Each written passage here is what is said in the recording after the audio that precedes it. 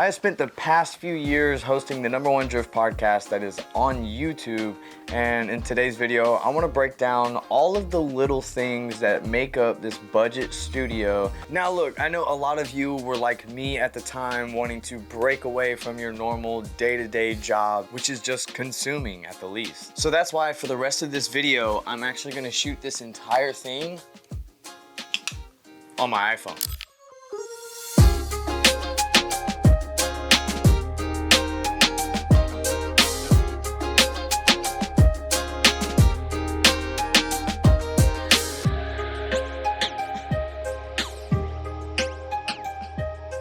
Now I understand that some of you guys may not have all of the equipment or the means to get all of this equipment, but I'm doing this on my iPhone just so that you understand you can do all of this with just one phone. One camera, that you don't need all of this. I actually use my iPhone for the wide shot that you see in the podcast, which is usually sitting about right there. So although I do have like hard mounted cameras on the wall, that actually just happened this year alone. So I have only been shooting with this exact setup for 5 episodes, I think it is. Now I'll explain exactly how you can get the whole 3 camera vibe out of a 1 camera setup at the end. But first I want to tackle what is arguably the most important thing when it comes to a podcast or really any type of content in general, and that'd be audio. And with the audio being a priority, all you've been listening to right now is the actual iPhone audio. So the built-in microphone to the iPhone,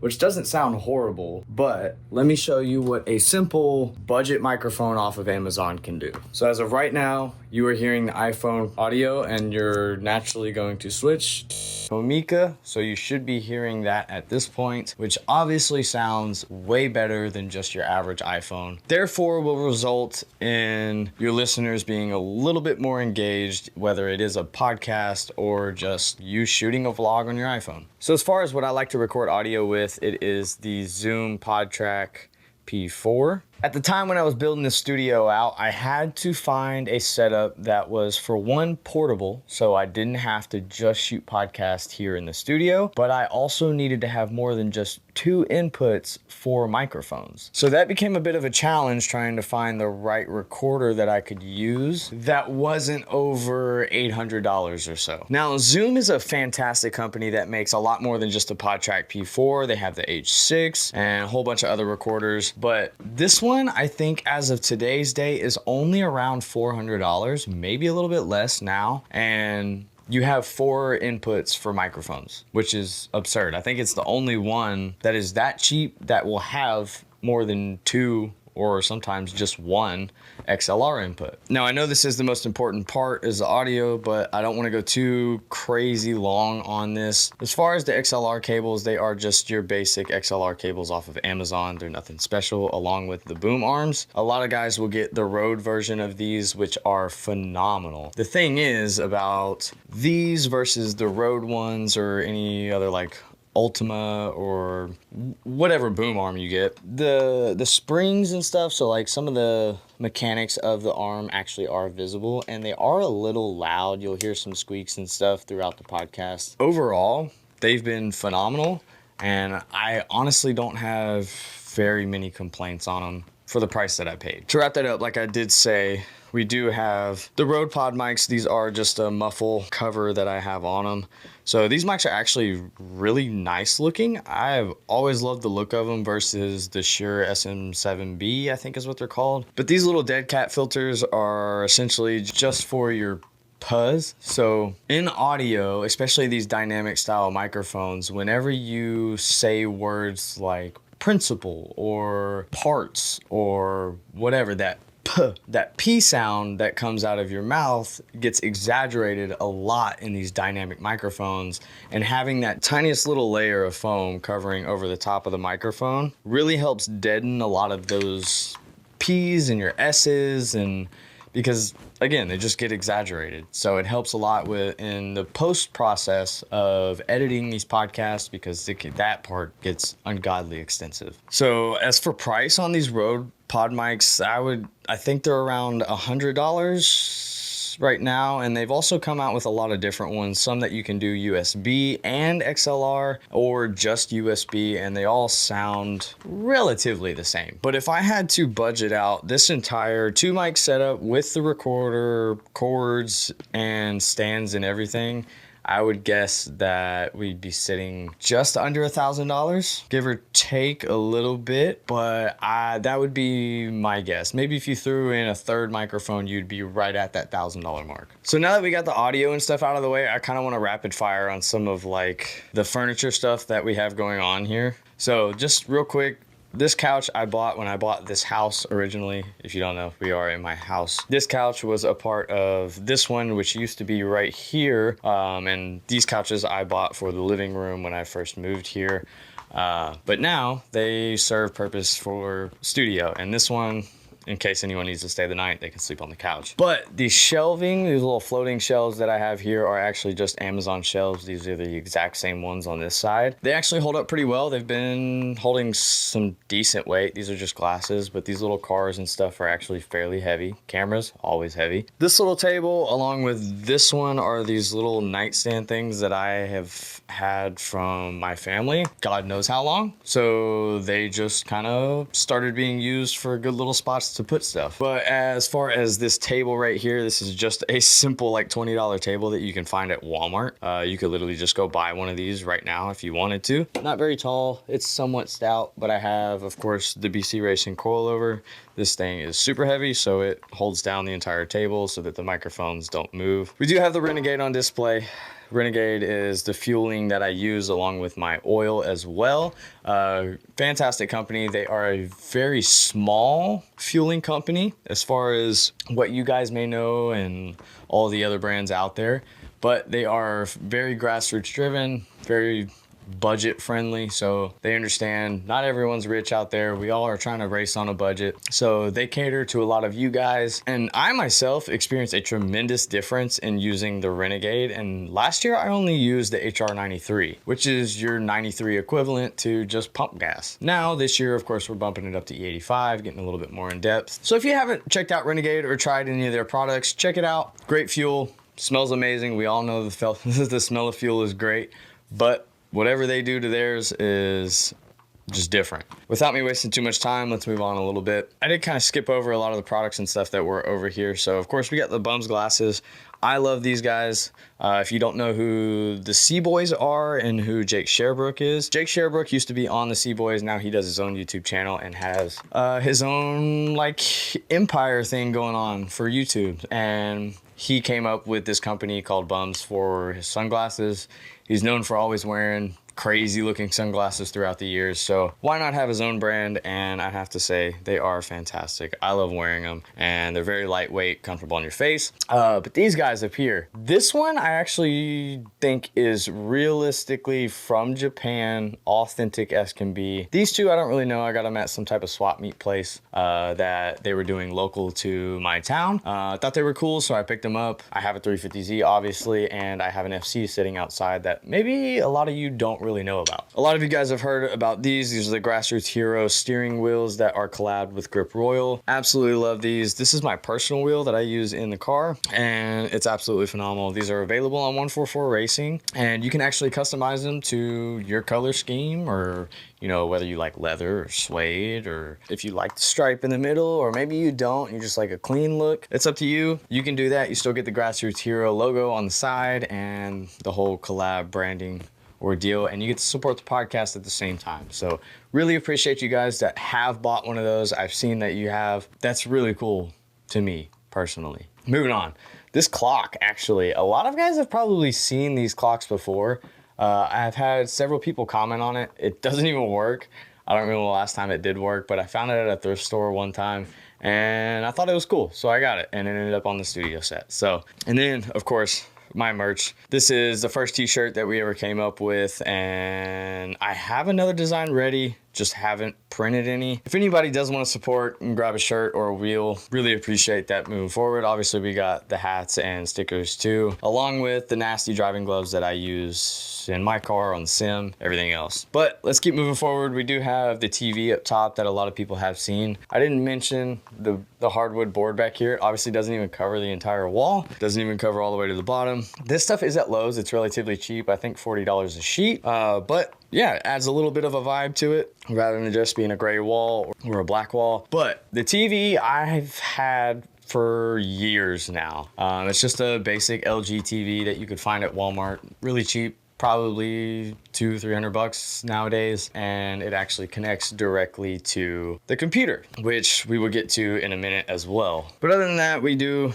obviously have the Bell Fab Parts tip. Love those guys over there. They make my broken heart tip that is on my 350Z. And then we have a Synergy Race Development handbrake right here. They make these in a normal style like this, along with the pull-up style. Really good handbrakes, really high quality, cast aluminum, so on and so forth. We do have a little light back here that is just one of these little corner Walmart lights that I actually pointed outwards, so we add a little bit of glow back there. I do have these little lights right here that I absolutely love. You can get these on Amazon for like $30. They're actually pretty bright. BC sends out tons of stuff. I love those guys. I run their coilovers on the 350Z, and they love to hook up a lot of cool little displays and stuff for the podcast. This is just a little 3D printed sign that he made, sent out just to test out. Absolutely love it. It gives a nice little glowing vibe over here. And we have their coffee that they came out with as well. Kansei calendar down here for 2025. Always have one of those. The dates are off because I always forget to touch that one because I have mine over here that I keep near the desk.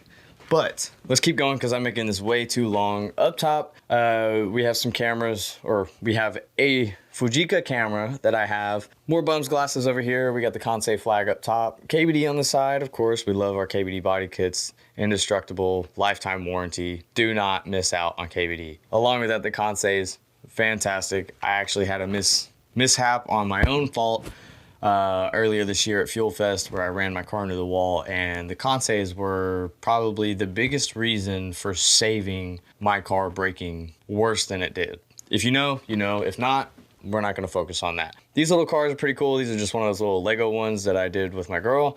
But these guys are really cool. All the doors actually open up, the hoods, they have little SRs in them, and they're actually slammed. Other than that, we got my old factory turbo down there from the RB25, along with the box to my ECU, because I run a Link plug and play and absolutely love it. Highly suggest investing in a standalone ECU. We do got the iPad over here. I like to use this for notes now, just on, again, one of these little stands. But these little accent lights, again, don't miss out on accent lights. Other than that, that's just the basic rundown of how the studio looks. As far as cost to everything's relatively cheap, so you should be able to get away with some of this stuff. You don't obviously need all of this when you first start, but it is good to have just to add that little extra details. So now let's talk about the camera setups. So this is my main camera that I run for my tight shot to my seat, along with any type of content work that I do for business and everything as well. Now, what you guys get on the podcast is a 1080p format of all of this because we downscale it. There's really no need to upload a 3-hour long podcast in 4K. The world's just not really there yet. It's not really necessary, so we don't worry about it.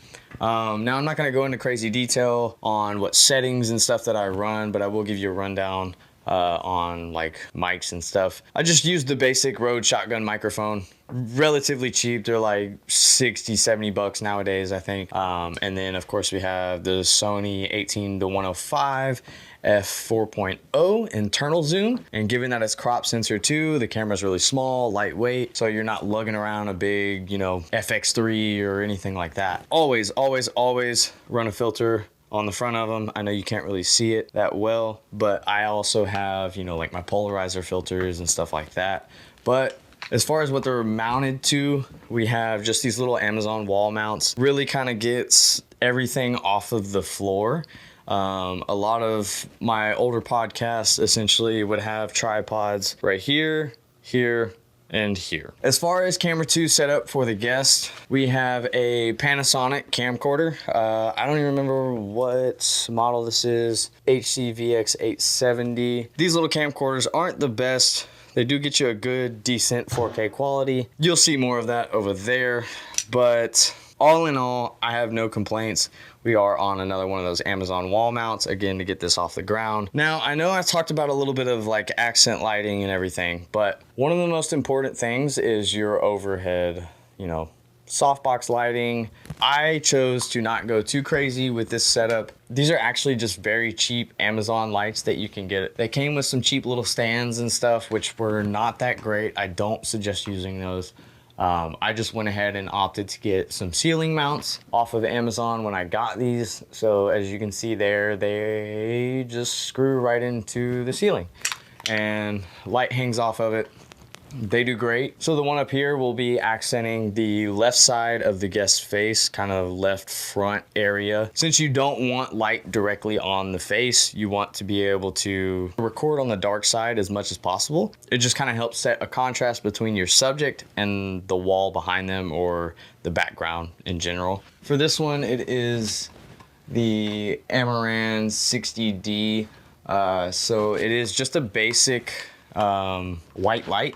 So there's no bicolor to it. There's no RGB to it. I can't make it red or green or whatever. And it's a lantern setup too, so it kind of disperses just a soft light across the entire studio. And that seemed to be the best route to go with for this setup.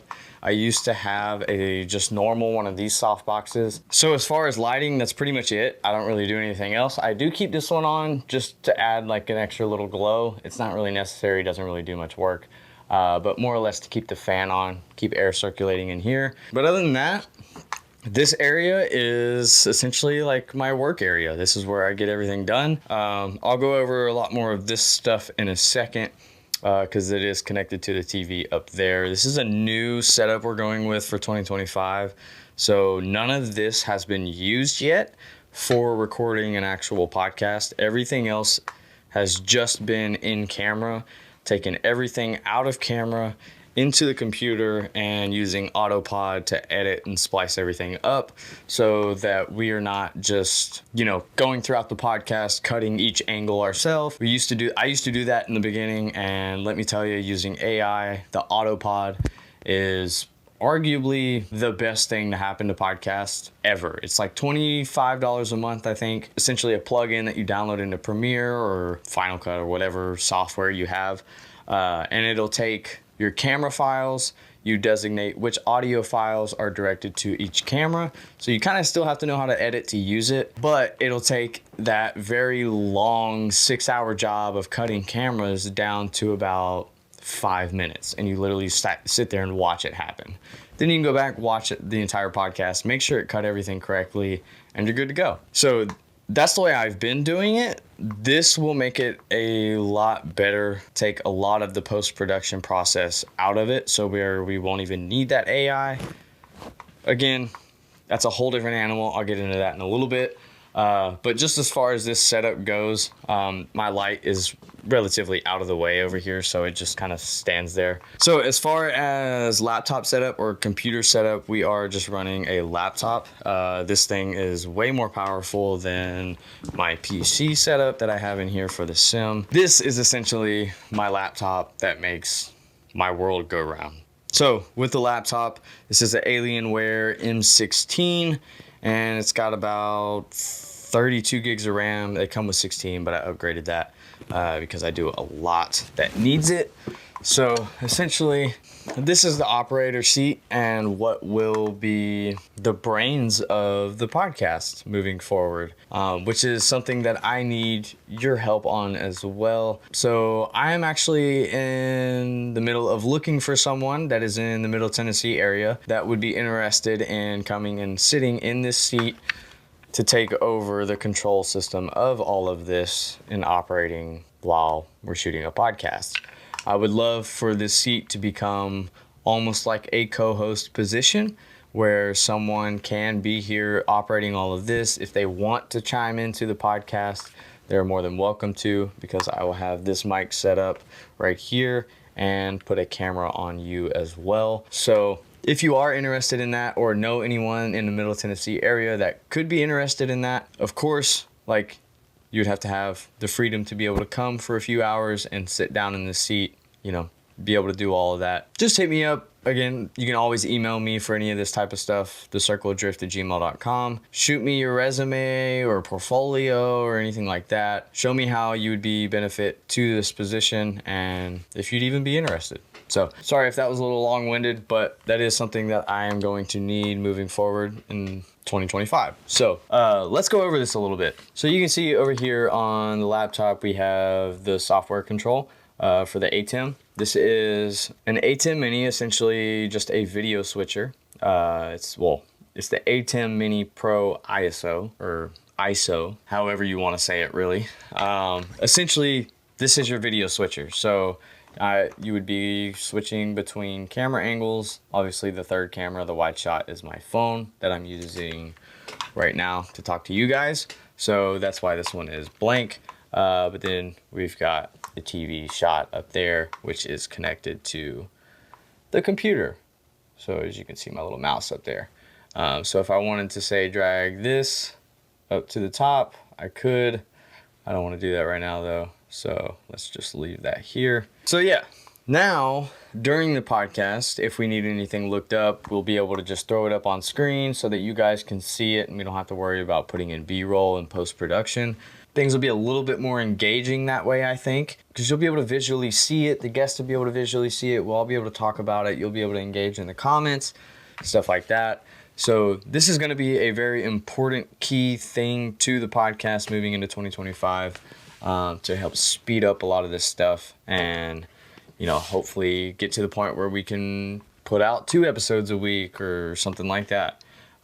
So as far as cost on this alone, these are about $600 to $700 depending on which model you get.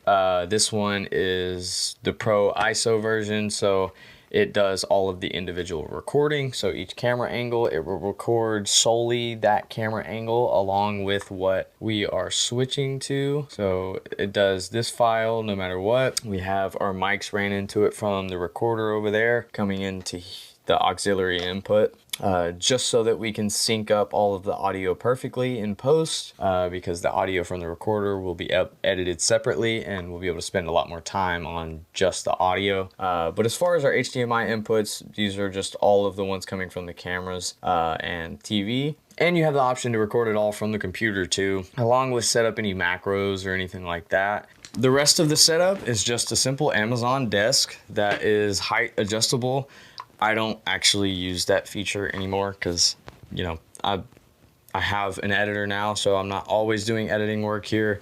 A lot of the times I'm the one on camera recording stuff and making sure that you guys get the content. I like to be able to focus on solely that as much as possible. So the desk doesn't actually move. I have all the cords ran to where it's all tight and out of the way. But other than that, that is the studio.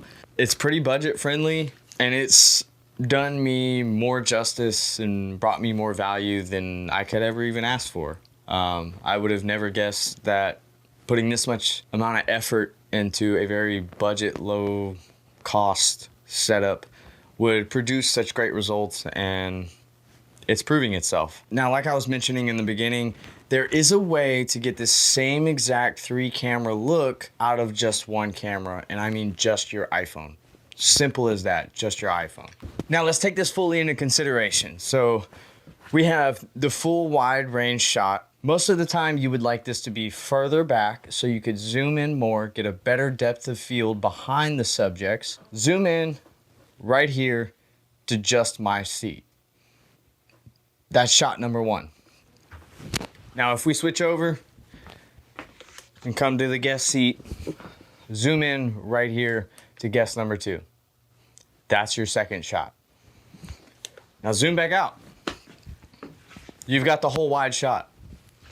There's your third camera angle. So I want people to understand that although this is a more in-depth budget setup, you can still do all of this off of just this phone. So I know a lot of you out there are probably considering starting your own show or podcast, YouTube channel, whatever it is, work smarter with what you have and make it happen. That's the only way that any of this even starts, begins, falls into place and actually happens. None of this stuff will work unless you just actually press record. I could sit here and tell you every little detail to YouTube and how the algorithm works on Instagram or TikTok or any of that stuff. None of it would matter because you haven't even pressed record. So no matter what your idea or what dream you have, take the opportunity this year and jump on it. Whether you do the slightest little improvement to get to your end goal or you accomplish the entire thing, take this year, do it, and don't let anything stop you.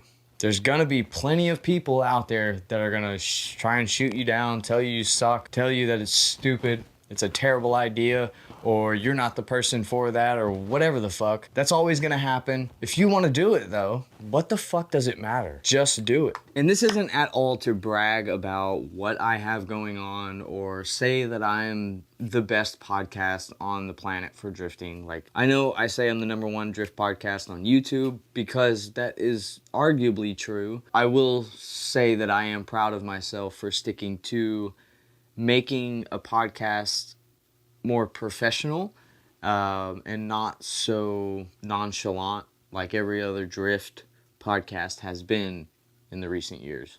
So if you really enjoyed this type of video, let me know in the comments. I'd really appreciate the feedback on what I've got going on. I'm trying to bring you guys more than just your average podcast content, give you a little bit more in-depth, behind the scenes look of stuff going on. Give me some feedback, let me know in the comments. I really appreciate you guys for sticking around, especially if you made it this far and care this much about my little setup that I have going on.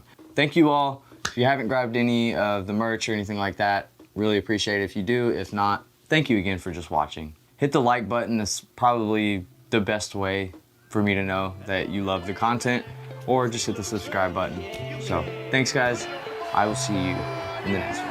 Peace. Taking way up to the ceiling. Trust no bitch, can't catch no feelings. I've been taking long flights from the Bay to Ibiza. Hit home runs, I'm a ball like Jeter. I just want fuck, then I leave her. I'm a young pop star, call the boy Justin Bieber. Got a little money if you want, I can teach you. Whole life a movie, you can watch it in theater. Taking way up to the ceiling. Trust no bitch, can't catch no feelings. I've been taking